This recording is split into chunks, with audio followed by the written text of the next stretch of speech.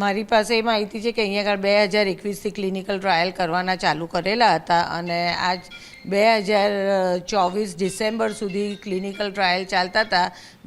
હું અહીંયા આગળ સપ્ટેમ્બર 2024માં સુપ્રિન્ટેન્ડન્ટ તરીકે આવી. પછી ઘણી વખતે ડૉક્ટર દેવાંગ રાણા જે બધા પ્રિન્સિપલ ઇન્વેસ્ટિગેટર હોય એ મારી જોડે આવતા હતા. કંઈક ના કંઈક કારણ ત્યારે એમની જોડેથી મને તપાસ ઉપરથી ખબર પડી કે આ જે ક્લિનિકલ ટ્રાયલ છે એ આપણી વીએસ બોર્ડમાં પાસ નથી થયા.